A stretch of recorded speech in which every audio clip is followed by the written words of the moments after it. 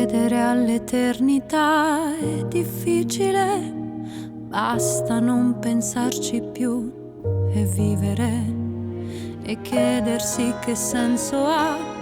È inutile se un giorno tutto questo finirà. Ritrovare un senso a questo assurdo controsenso è solamente la più stupida follia.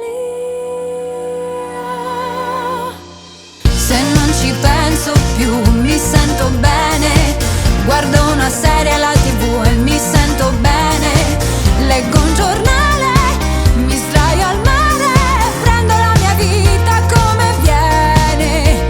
Se non ci penso più mi sento bene.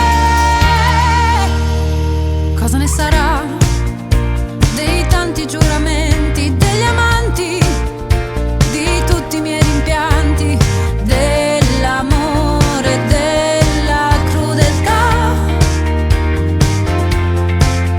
Cosa ne sarà dei sogni nei cassetti, poveretti, dei grandi amori persi, quando questo tempo finirà?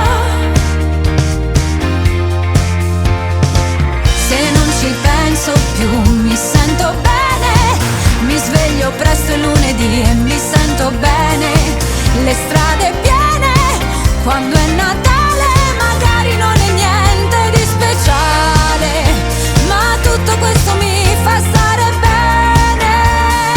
Se non ci penso più mi sento bene, se sto al telefono con te mi sento bene, i baci in corsa, le calze a rete, gli inviti a cena per fare l'amore, sentirmi bella mi fa stare bene.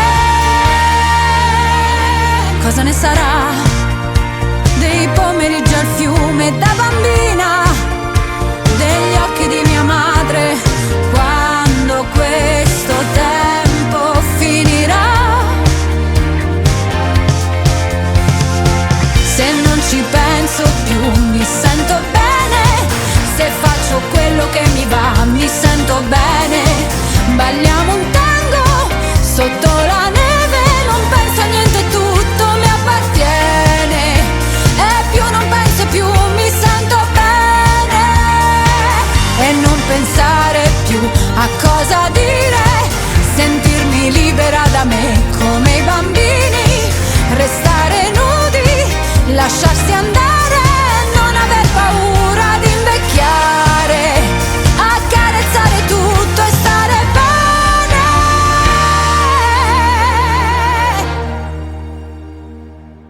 Forse è tutto qui il mio vivere, quasi elementare, semplice. Ridere non è difficile, se cogli il buono di ogni giorno ed ami sempre fino